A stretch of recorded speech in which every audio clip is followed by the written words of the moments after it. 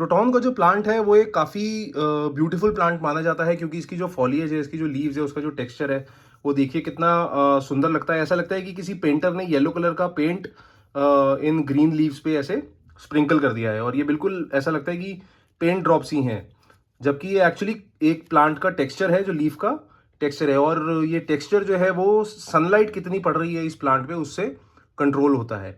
इस प्लांट में कुछ लोग काफ़ी इशू फेस करते हैं जब वो इस प्लांट को इंडोर ग्रो कर रहे होते हैं। आउटडोर तो ये प्लांट वैसे आसानी से ग्रो करता है आराम से। मैं ये प्लांट जो है वो आउटडोर ही ग्रो कर रहा हूँ, और इसमें अभी तक मेरे हिसाब से कोई इशू नहीं आया है, बहुत अच्छी तरीके से ग्रो कर रहा है। लेकिन काफ़ी लोग मुझसे पूछते हैं कि क्रोटॉन को इंडोर ग्रो करने की क्या क्या टिप्स हैं जिससे वो प्लांट को बहुत अच्छी तरीके से मेंटेन कर सकते हैं। तो इस वीडियो में उन्हीं टिप्स के बारे में कुछ बातें करेंगे।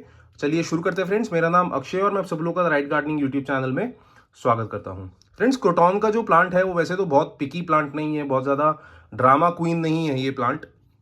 आसानी से अगर आप इसको बेसिक केयर देंगे तो ये बहुत अच्छी तरीके से ग्रोथ करता है। तो इंडोर ग्रो करते हुए सबसे बड़ा चैलेंज आता है कि इसकी लोकेशन क्या रखें, इसको कहाँ प्लेस करें, क्योंकि सबसे बड़ा लोकेशन इंडोर में, सबसे बड़ी जो इशू है वो इंडोर प्लांट को ग्रो करने में यही आती है कि उसको लाइट ठीक से मिल रही है कि नहीं मिल रही, क्योंकि इवेंचुअली है ये एक प्लांट, इसको लाइट तो चाहिए ही होगी ग्रो करने के लिए। तो सबसे पहले मैं शुरुआत करता हूँ, ये प्लांट मैं कितने का लेके आया और मैं कहाँ से लेके आया। ये मैं एक लोकल प्लांट नर्सरी से लेके आया हूँ, और मुझे तकरीबन 40 रुपीज़ का ये प्लांट मिला था। मैं जब ये लेके आया था तो ये छोटा प्लांट था, अभी ये काफ़ी बड़ा हो गया है और काफ़ी घना भी हो गया है। छोटा प्लांट लेके आया था मैं, कब तकरीबन इतनी हाइट का प्लांट लेके आया था, और ये लाके मैंने ये 8 इंच के मिट्टी के गमले में अपना जो पॉटिंग मिक्स में हर प्लांट में आप लोगों के लिए रिकमेंड करता हूँ वो लगा दिया था, और प्लांट को इसमें रीपॉट कर दिया था। जब कभी भी आप अपने क्रोटॉन के प्लांट को रीपॉट करेंगे तो कभी कभी ट्रांसप्लांट शॉक आता है। ट्रांसप्लांट शॉक क्या होता है? नर्सरी में प्लांट एक कंडीशन में ऑलरेडी ग्रो कर रहा होता है, जब उसकी ग्रोइंग कंडीशन एकदम से आप बदलते हैं, एकदम से उसको रीपॉट करके अपने घर में अंदर या बाहर कहीं पे भी रखते हैं, तो उसकी जो पौधे हैं, प्लांट लीव्स हैं, वो येलो कलर की हो जाती है। ये एक स्ट्रेस का साइन होता है जब लोकेशन प्लांट की बदलती है, तो ऐसा होता है। ये परफेक्टली नॉर्मल है, इसमें कोई इशू नहीं है। कई लोग इसको इशू समझ के अपने प्लांट को फेंक देते हैं या नर्सरी वाले के पास जाते हैं और कहते हैं कि मुझे पौधा रिप्लेस करके दो। आप उस प्लांट को जहां रखना है, जहां ग्रो करना चाहते हैं वहीं रखिए। वो प्लांट आसानी से उस एनवायरमेंटल कंडीशन के हिसाब से एडजस्ट हो जाएगा और ग्रोथ अपनी रेगुलर पकड़ लेगा। तो जब आप प्लांट को एक पॉटिंग मिक्स में लगा लेते हैं, तो पॉटिंग मिक्स में जो क्रोटॉन का पॉटिंग मिक्स स्पेसिफिक फॉलो करना है वो मैं आपको बता देता हूँ। इसमें आप 40% गार्डन सॉइल ले लीजिए, बालू मिट्टी ले लीजिए, नर्सरी से आपको मिल जाएगी, या कोई भी रेगुलर आप घर के बाहर जो पार्क्स होते हैं उनकी मिट्टी ले सकते हैं। 40% वो ले लीजिए। 40% इसमें कोई भी ऑर्गेनिक मेन्योर मिला लीजिए, वर्मी कंपोस्ट रेकमेंड करूंगा मैं, या गाय के गोबर की खाद भी मिला सकते हैं। उसको अच्छे से मिक्स कर लीजिए। उसमें 10% कोकोपीट और 10% नीम खली की खाद मिला लीजिए। कोकोपीट और नीम खली अगेन आपके प्लांट की थोड़ी सी ड्रेनेज इंप्रूव करेगी खाद के साथ साथ, और जो नीम खली है वो थोड़ा सा आपके प्लांट के जड़ों को फंगस और दूसरे कीड़ों से सेव करेगी, तो आपका प्लांट जो है एटलीस्ट जड़ों से तो सुरक्षित हो जाएगा। ये सब अच्छे से पॉटिंग मिक्स बना के आप 8 इंच के मिट्टी के गमले में अपने पौधे को लगा दीजिए क्रोटॉन के, और इसको ऐसी लोकेशन पे रखिए। अगर आप इसको इंडोर ग्रो कर रहे हैं तो किसी विंडो के पास रखिए इसको। इसको कम से कम फिल्टर्ड लाइट या इनडायरेक्ट लाइट 3 से 4 घंटे चाहिए, या 2 से 3 घंटे भी अगर मिल जाए तो चल जाता है ये। लेकिन इसमें इसकी जो फॉलिएज है वो, आप जो इतने इंटरेस्टिंग टेक्सचर आपको देखने को मिल रहे हैं वो शायद ना मिले इंडोर। क्योंकि मैं जब ये प्लांट इंडोर ग्रो कर रहा था तो ये जो लीव्स हैं ये थोड़ी सी ग्रीनिश ज़्यादा थी, और इसमें ये येलो कलर का टेक्सचर काफ़ी कम था।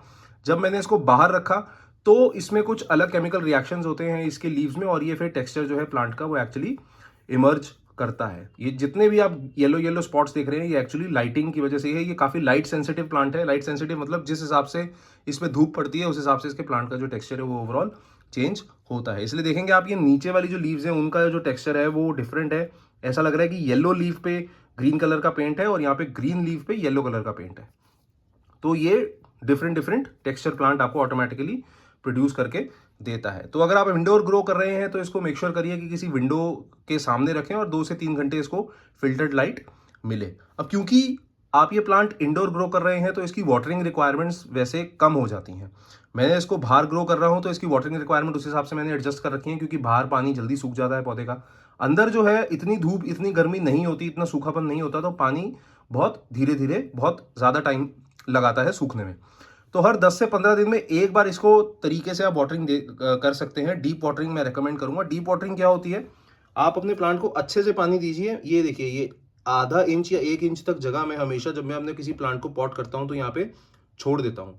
जब कभी भी मैं इस प्लांट को पानी देता हूँ तो ये सारा मैं जो खाली एरिया है ये पानी से भर देता हूँ। इससे 2 फायदे हैं, एक तो अंडर और ओवर वाटरिंग नहीं होती।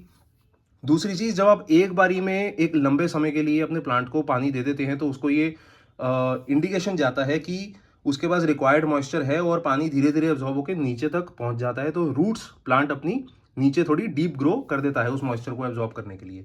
इसमें जो प्लांट का रूट बाउल है वो काफ़ी अच्छी तरीके से ग्रोथ कर जाता है और आपका जो प्लांट है वो डिजीजेज और स्ट्रेस को झेलने में काफ़ी सक्षम हो जाता है, क्योंकि अभी एक मैच्योर प्लांट हो जाता है। इसका जो रूट बाउल है वो काफ़ी मैच्योर, काफ़ी बड़ा, काफ़ी कॉम्प्लेक्स हो जाता है। तो इसलिए जब भी वाटरिंग करें अपने क्रोटॉन के प्लांट में, चाहे आउटडोर रखें चाहे इंडोर रखें, हमेशा डीप वाटरिंग करें। बस उसकी फ्रीक्वेंसी इंडोर और आउटडोर के हिसाब से चेंज होती है। अगर आपने आउटडोर रखा है तो पानी आपको शायद ज़्यादा फ्रीक्वेंटली देना पड़े, और अगर इंडोर रखा है तो पानी ज़रा जाहिर सी बात है कि कम फ्रीक्वेंसी में आपको देना पड़ेगा।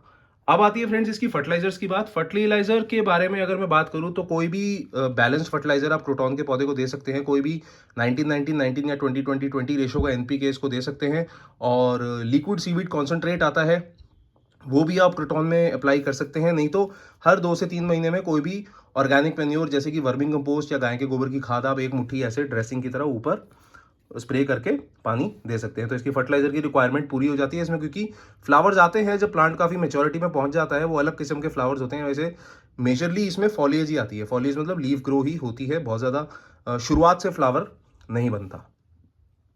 अब बात कर लेते हैं फ्रेंड्स इसकी कीड़े मकोड़ों के बारे में। जब पॉटिंग मिक्स बनाने की मैंने बात करी थी तो मैंने आपको बोला था कि आप इसमें नीम खली डाल सकते हैं, जिससे आपका जो प्लांट की जड़ें हैं वो सेफ रहेंगी किसी भी फंगल अटैक से। और अगर बाद में किसी कीड़े का या किसी इन्फेक्शन का अटैक होता है तो एक नीम ऑयल कॉन्सेंट्रेट आता है, आसानी से अवेलेबल है, नर्सरी में भी है, ऑनलाइन भी मिल जाएगा। वो नीम ऑयल कॉन्सेंट्रेट आपने हर 15 दिन में लीफ पे स्प्रे करना है और डायरेक्टली सॉइल में भी देना है, अगर आप किसी भी तरीके के इन्फेक्शन से अपने प्लांट को सेव करना चाहते हैं। तो ऑर्गेनिक पेस्टिसाइड फंजीसाइड की तरह काम करता है नीम ऑयल कॉन्सेंट्रेट। और किसी भी तरीके के कीड़े अगर क्रोटॉन के प्लांट पौधे में लग रहे हैं तो उससे आपके प्लांट को सेव करेगा। अगर आप ये भी नहीं करना चाहते तो सिंपल नीम के पत्ते तोड़ लीजिए, उसको बॉईल कर लीजिए, जब वो पानी रूम टेम्परेचर में ठंडा हो जाए वो पानी अपने प्लांट में स्प्रे कर लीजिए। आपका जो प्लांट है वो सारे के सारे जो कीड़े मकोड़े हैं उससे फ्री हो जाएगा। तो ये कुछ बहुत ही बेसिक सी टिप्स हैं फ्रेंड, जो अगर आप अपने क्रोटॉन के प्लांट में फॉलो करेंगे तो वो काफ़ी अच्छी तरीके से ग्रोथ करेगा। चाहे आप अपने पौधे को इंडोर ग्रो कर रहे हैं या आउटडोर ग्रो कर रहे हैं, ये टिप्स चेंज नहीं होती।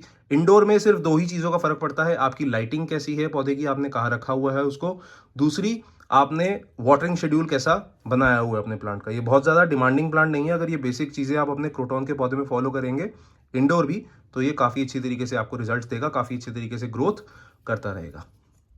तो इस वीडियो में अभी तक के लिए इतना ही फ्रेंड्स।